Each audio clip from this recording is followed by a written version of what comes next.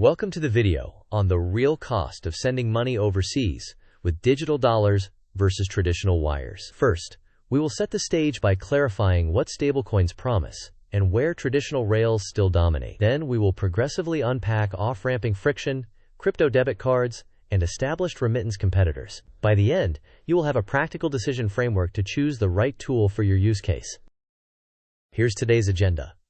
First, we cover the big picture. Next, we compare traditional wires with stablecoin transfers. Then, we dive into off-ramping friction. After that, we explore crypto debit cards. Subsequently, we look at established competitors like Wise and Remitly. Finally, we end with a practical decision framework and quick quizzes to reinforce learning. To begin, let's align on the problem. Cross-border payments face delays, intermediaries, and unpredictable fees. Stablecoins, especially USD-pegged tokens like USDC, offer near-instant settlement and low base costs. However, the advantage can disappear at the final step, converting digital tokens into local currency. With that foundation, let's examine how traditional wires actually move your money. Traditional wires use messaging systems like SWIFT to instruct banks to move funds.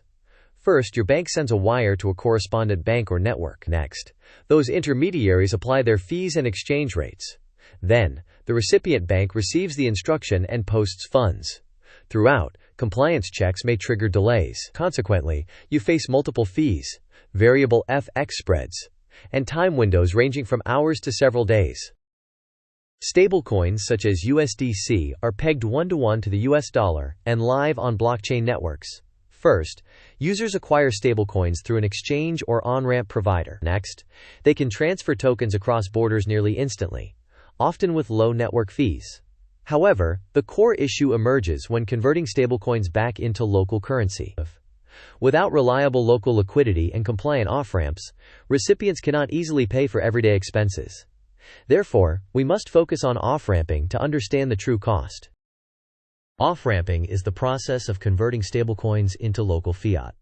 First, the user initiates a sell order with a compliant exchange. Next, the exchange performs KYC and AML checks, which can delay the first payout. Then, the exchange executes the conversion and routes fiat to a local bank. Along the way, fees accumulate. Percentage-based conversion fees, FX spread, and sometimes fixed banking charges. Additionally, payout windows may still depend on local banking hours. Consequently, the convenience of stablecoins can erode at the last mile. Let's compare crypto debit cards and manual off-ramps. On the left, crypto debit cards convert stablecoins at the point of sale. This reduces friction for everyday spending, but often adds higher ongoing fees and puts a centralized card provider back in control. On the right, manually off-ramping via an exchange can reduce costs if you choose providers carefully and time your conversions. However, it adds setup steps, KYC friction, and potential bank payout delays. Therefore, choose cards for simplicity and exchanges for optimizing costs. Established remittance services like Wise and Remitly excel at the last mile. First, they provide guaranteed exchange rates and transparent fees. Next, they centralize compliance, which reduces uncertainty for both sender and recipient. Furthermore, they have optimized payout networks and local integrations. Consequently, for large or compliance-sensitive transfers, these platforms often deliver the right blend of security and simplicity. Here is a quick markdown-style cheat sheet to reinforce the decision points.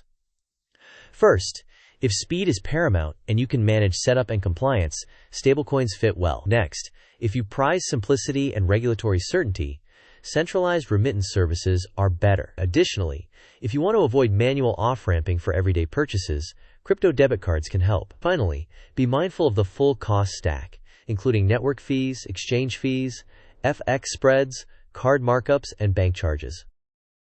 This timeline will compare three journeys side by side. First, the traditional wire initiates, passes through correspondent banks, and eventually arrives at the recipient bank, typically over hours to days. Second, the stablecoin path starts with minting or buying USDC, then performs an on-chain transfer in seconds to minutes. After that, off-ramping requires KYC with an exchange, culminating in fiat payout to a local bank, which can consume additional hours. Third, the crypto debit card path uses the wallet balance at the point of sale, triggering instant authorization and provider conversion to local currency before merchant settlement. This visualization highlights how stablecoins compress the middle of the journey, but still face last-mile hurdles, unless a card provider abstracts the off-ramp.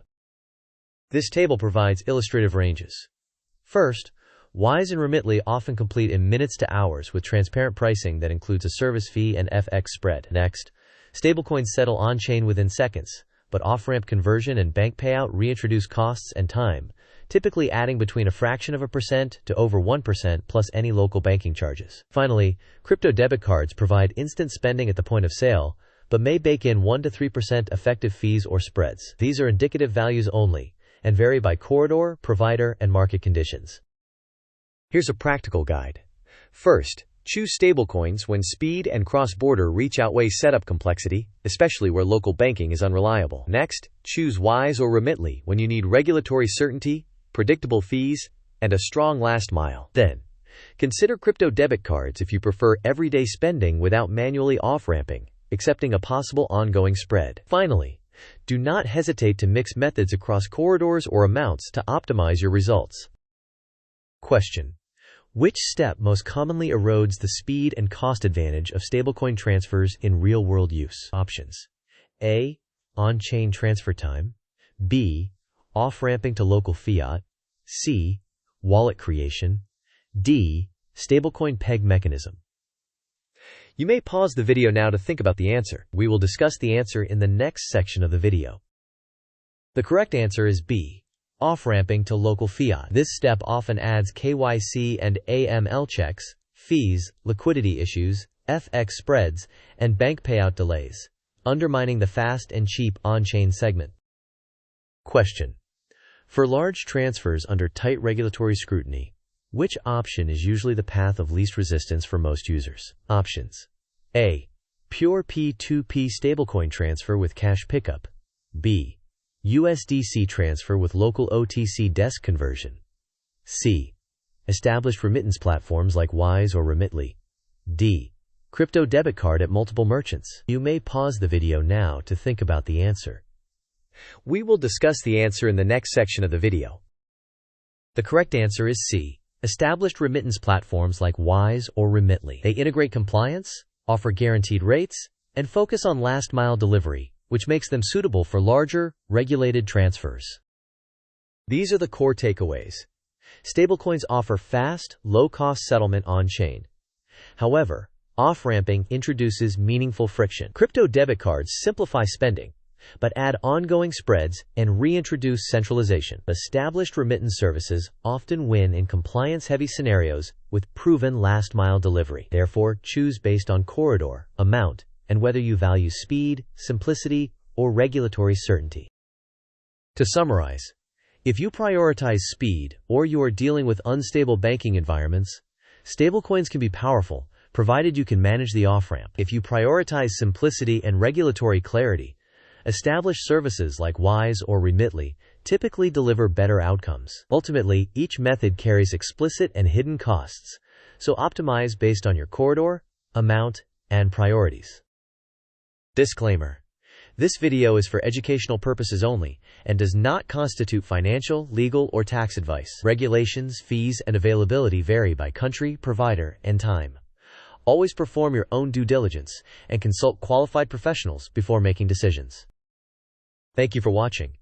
If you found this useful, please like the video, share it with someone who sends money internationally, and subscribe for more practical breakdowns. Finally, tell us in the comments which corridor you use and which method worked best so others can learn from your experience.